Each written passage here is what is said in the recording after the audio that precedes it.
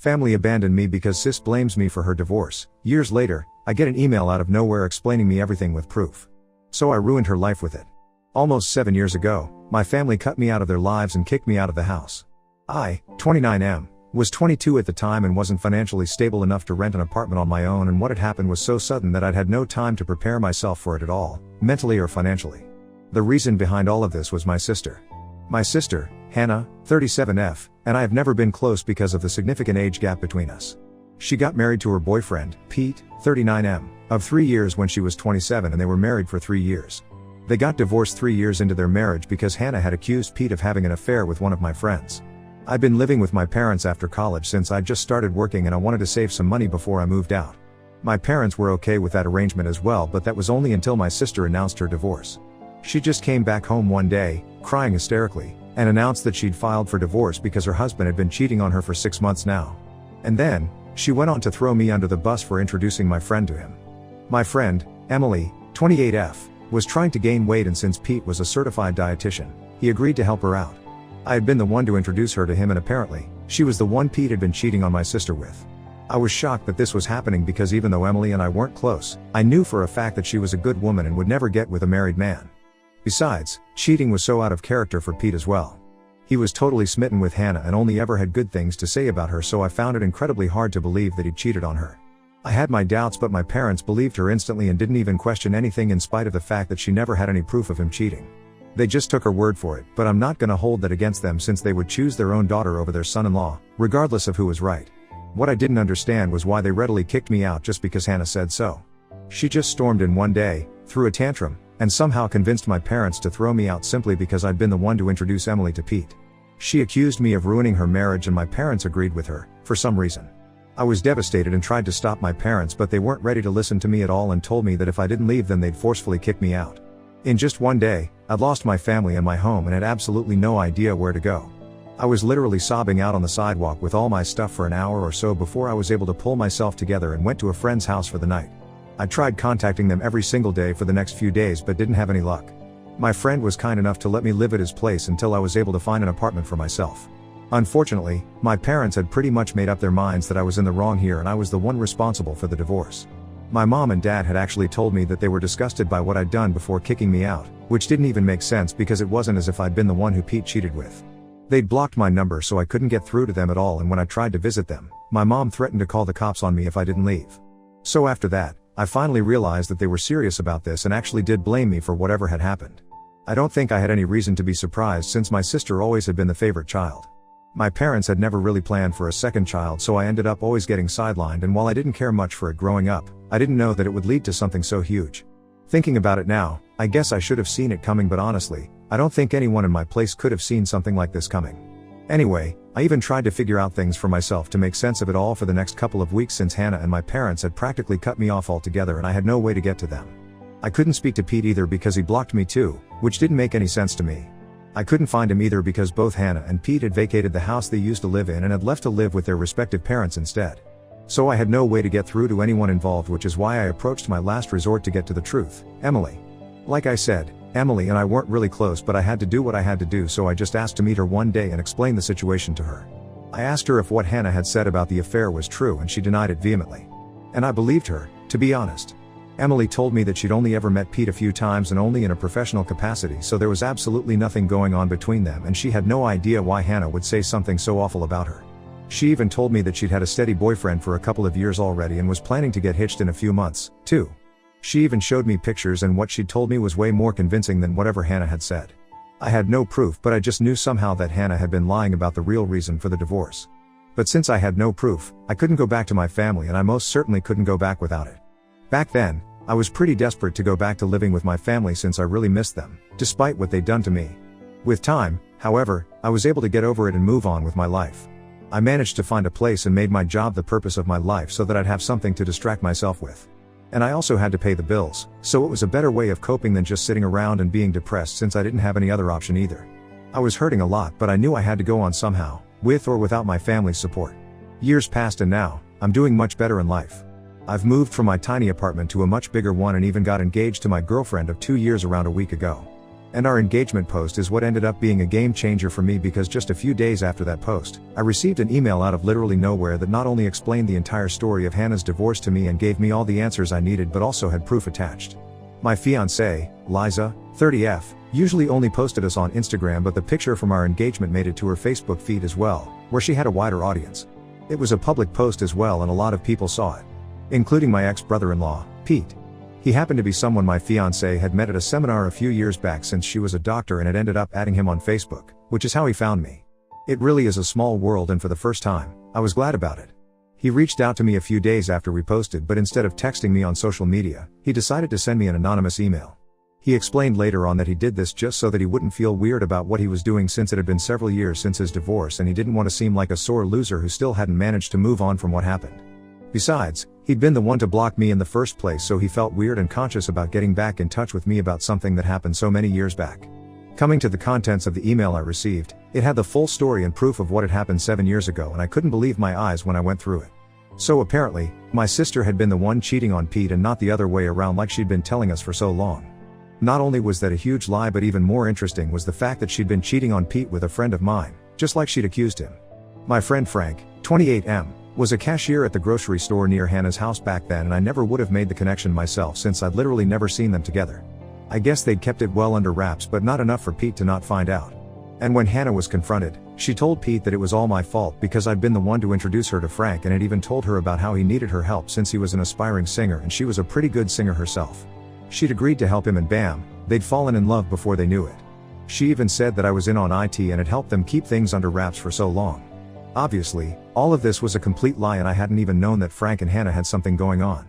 He was outraged when he found out and ended up blocking my entire family, which he admits now was kind of stupid on his part, but he was so angry that he hadn't given his actions much thought. Of course, he told me all of that in person, since the email itself was meant to be as impersonal as possible, as he didn't want it to be traced back to him, but I did figure it out. The proof that he'd attached were a bunch of screenshots of emails between my sister and Frank where they were discussing how easy it is to fool Pete, and were full of confessions of love and plans for where they were going to meet next. There was no way she could deny any of this, because she'd even signed off in the emails with her middle name, which not many people are aware of. I had her dead to rights. I figured out that it must have been Pete who'd sent me this email after I combed through Liza's Facebook friends, because my gut feeling told me that this definitely had something to do with social media, and when I was finally able to find Pete in her list, I got in touch with him. We decided to meet a few days ago, and he told me that he'd found out about what Hannah had told her family from Emily, who'd met him a couple of years back. I told her to keep my side of the story a secret, and I was kicking myself for it when I realized that if I hadn't said that, she probably would have told Pete about it, and I would have been able to prove my innocence ages ago. Anyway, they'd run into each other a couple of years ago, and she'd ended up asking him about the divorce, so they got to talking, and finally, he'd also learned what Hannah had told us. He confessed that he'd wanted to talk to me about it and tell me the truth, but didn't because he felt weird.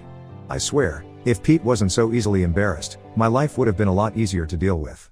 I did forgive him though, since I needed his help to absolutely destroy my sister, and I knew he'd be on board with it as well. Hannah had definitely been lying to my parents so she'd have financial support during her divorce, and had even thrown me under the bus for good measure because she'd known that one conversation with Emily and I'd know the truth. I couldn't wrap my head around the fact that someone, especially someone who was related to me by blood, could be this selfish. I'm sure she'd never bothered to set the record straight either, and my parents had just lapped up whatever lies she'd been feeding them during her divorce.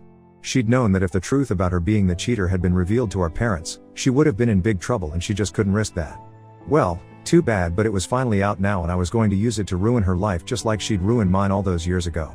I didn't know if my family lived in the same house since I hadn't visited them for 7 years, but as luck would have it, they hadn't moved. I confirmed with an old neighbor of mine before showing up, and was glad to learn that Hannah was still living with them as well. That wasn't very surprising to me, because Hannah always had been a couch potato and hated doing any work herself, so if she had the option of living with her aging parents and making them do all the chores for her, she'd definitely do it. Anyway, 2 days back, Pete and I just showed up without warning at their house. My mom opened the door, and we barely even gave her any time to register what was happening before we walked in.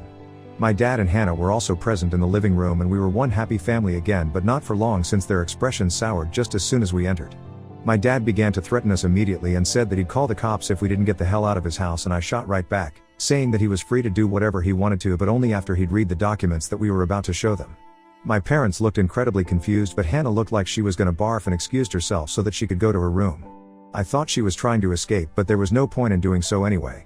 Pete went on to show the divorce documents and the screenshots of Hannah and Frank's emails while I explained the real story. Pete also told my parents how Hannah had to give up our family heirloom, my grandmother's diamond ring, in the settlement because she couldn't afford to pay him the money since she's a high school teacher, so she had to sell the ring instead. My parents were already horrified by what we'd told them, and that was just the cherry on top.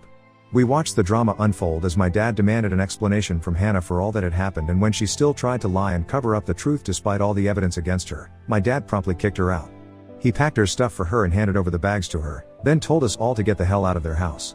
I didn't need to be told twice and left with Pete while my sister begged and pleaded with my parents to let her back in just like I had, all those years ago. This was karma at its best, and I couldn't be happier about it. It's been a couple of days since then, and my sister showed up at my place a few hours ago, demanding that I make things right with my parents immediately. I didn't even know how she found me, but I told her that I didn't owe her anything anymore. She'd ruined my life once, so I repaid her the favor and we were now fair and square. I guess she really had no pride left, because as soon as I said that, she started sobbing and accusing me of being a monster. I didn't care much for her drama, though, and shut the door while she continued to sob relentlessly. I just put my headphones on and listened to music while Liza, my fiancée, worked in her study so neither of us would be disturbed. After a while, Hannah finally left us alone, but she'd left a message with a marker on my door to remind me that I was nothing but a revengeful monster. I don't see anything wrong with what I did, very frankly, and don't feel sorry in the least, but Hannah seems pretty convinced that I'm the villain here, somehow. I just did to her what she'd done to me several years ago, except that I told the truth while she did nothing except lie and throw me under the bus. So what do you guys think? Ida for ruining my sister's life and getting her kicked out 7 years after she accused me of causing her divorce? Update 1. So, Hannah has still been bothering me even though a whole week has passed since she got kicked out. I had to threaten her with the fear of cops when she called me for the 14th time today, and only then did she stop. I don't even know how she managed to find my phone number and address, but I'm least interested in that right now. Hannah's trying to make me feel sympathetic towards her because I guess a school teacher's salary isn't enough for her to live on, but I don't think that's true, and she's just upset that she has to look for a place and pay for her own rent, electricity, and groceries now that our parents have kicked her out, so I don't feel too sorry for her. And in case you guys were wondering, yes, I did block her number several times, but I guess she's making her friends add me to conference calls, so there's no point. As for my parents, they're just as bad, if not worse than Hannah. They found me on Facebook and saw the post about my engagement as well. So now, they want to be part of my life once more and even express their desire to attend my wedding. They haven't apologized yet, but for some reason, they expect me to just invite them to my wedding, which is supposed to be a really important day for me. I don't understand where these people find the guts to say crap like this, but at least I'm not responding to any of it. Liza and I have had a field day reading their texts because there's really just no way there for real right now. It's all just really sad for them. Update 2. Hannah showed up at my house yet again after I threatened to report her for harassment yesterday. I was about to leave for work, but she stopped me by throwing herself across the hood of my car and refused to budge until I spoke to her. It was pretty exasperating, and I ended up actually calling the police this time. They took her away while she screamed and cried and tried her best to show me as the bad guy here, but unfortunately, nobody was buying her sad girl act here. It took some time to press charges against her, but as soon as I got it done, I left for work because I didn't want to let this little incident ruin my day. I was sure my parents would bail her out anyway since she was their favorite, and I turned out to be right as well. My parents, after bailing her out, sent me a lengthy text about how I was being way too harsh on them for an honest mistake that they'd made almost a decade ago. It was hilarious because nothing about what my sister and parents had put me through was either honest or even a mistake. They knew what they were doing and were definitely aware of how cruel they were, but that didn't stop them from throwing me out onto the street in spite of knowing that I had no other place to go. So now that I can do the same to them, I don't see a reason to be forgiving and kind. I texted my parents back saying that they'd lost any right to tell me what I could and couldn't do 7 years ago, so they'd better stop deluding themselves. I haven't blocked them yet since I haven't had the time to check my messages, but I will, soon. Hopefully, then I'll be rid of this entire family for good. Update 3. I just got back home from work and checked my socials, only to see that my parents had yet again sent me another long message. Liza and I went through it together, and I swear, this was the funniest thing I've ever read.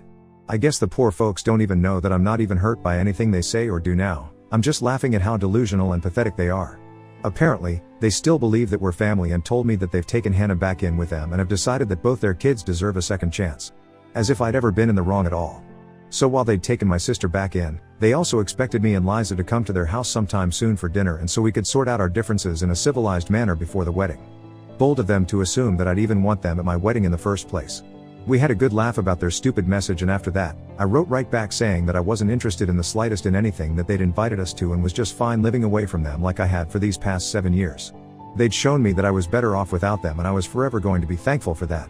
I didn't need them at all anymore, and neither did I want their so-called forgiveness, so they could peacefully continue to play happy family with my sister like they had been so far. With that last text, I blocked them once and for all because I didn't even want the laughs anymore. I was done and I was out. I'm sure they'll try to get back in touch with me one way or another soon, but too bad for them. I'm not having it anymore. Liza is the only family I need now, and I'm happy with just her. My parents and my sister have unfortunately never been able to look beyond themselves, and I highly doubt that they ever will, so the next time they get in touch with me, they'll be speaking to my lawyer as well, and that's a promise.